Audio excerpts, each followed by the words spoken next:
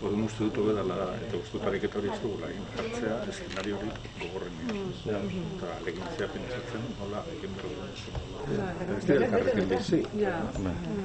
Eta ez esan behar ez dugu, ez dugu zekitiko bati. Ez arraz. Debekatu behar duzu etxetik. Ez arraz. Egunon guztioi eta ongitorri, 2020 garren urteko Etxeparri Laboral Kutxa itzulitzetelako, eskerrak bereziki Eusko Jaurlaritzako Kultura eta Hizkuntza Politika Sailburuari, eta jakina Laboral Kutxako gure Kaneko eta Hakushui argitaletxeak Irmen Uriberen Muse japonieraz plazaratzeagatik. Jaroslav Gubarev eta Aneta Antonen jauna, Etxepare Euskal Institutuko Anderea, eta etorri zareten gainerako guztioi ere, Laboral Kutxaren izenean eta baita... Ha tenido el premio del Instituto Etxepare y de Laboral Kutxa al mejor libro. Gracias a Lander y sobre todo muchísimas gracias a Eider por haber confiado por nosotros y por haber aprendido a haber emprendido.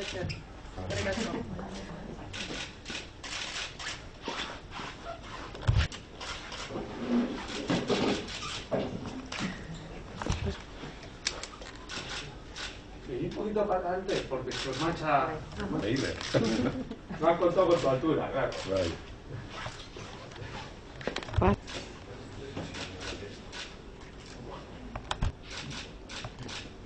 Una vista por aquí, por favor,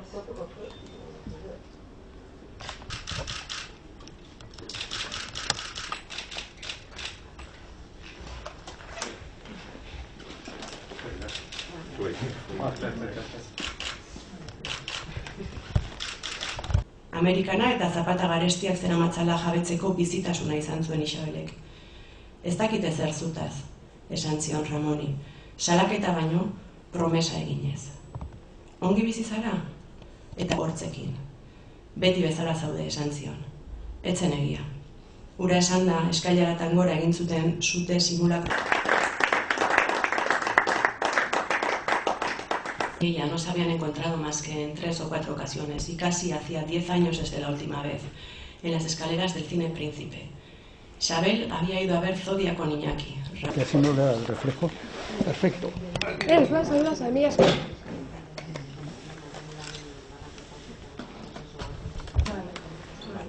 Listo.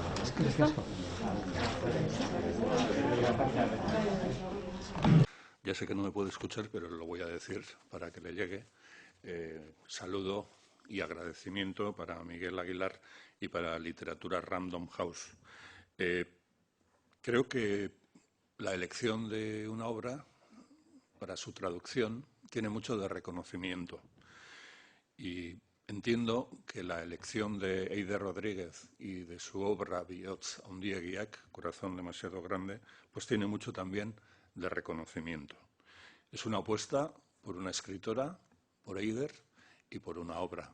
Y es un trampolín y una proyección para el exterior.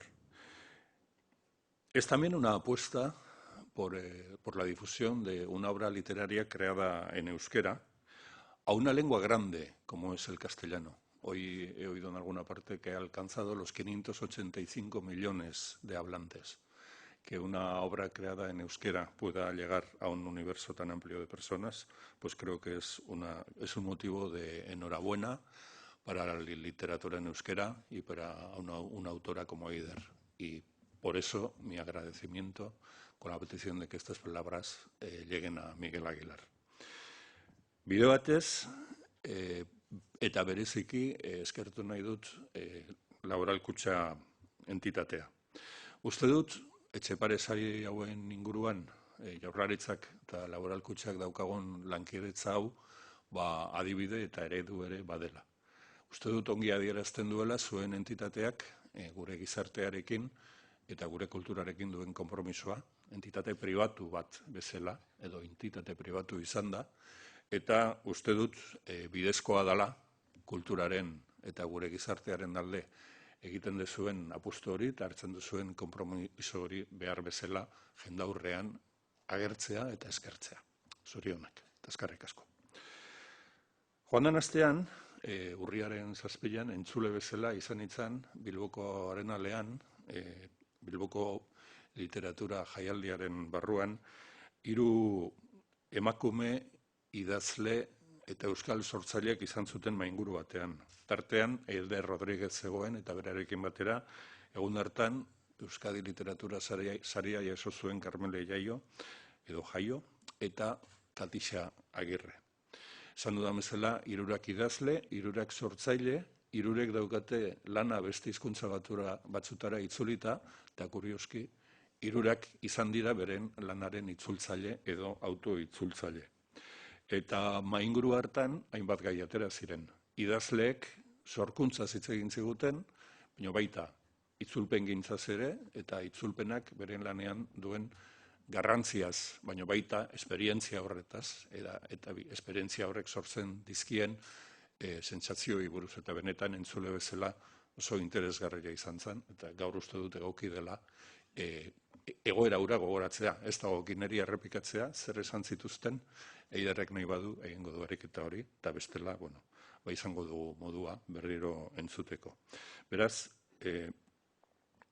eskerrak eta zorionak Eiderri, eta zorionak baita ere, berarekin batera itzultzaile lanetan jardun duen Lander Garrori.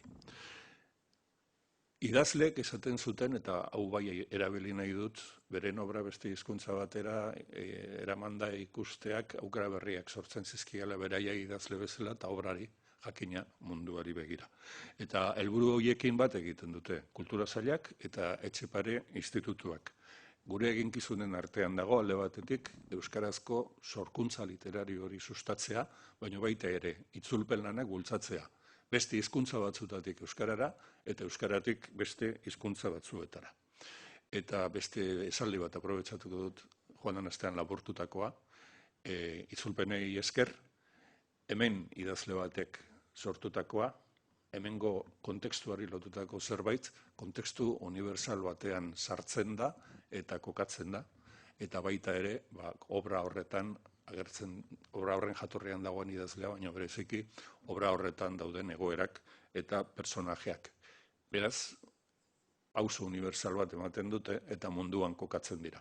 Eta gure hizkuntzak bertan behar duen erabileraz gainera behar du mundura atera eta itzulpen lanak beharrezkoak ditu mundura ateratzeko. Besterik ez, eskerrik asko, Laboral Kutxa, zorionak Eider, eta orain sari emateari egingo diogu.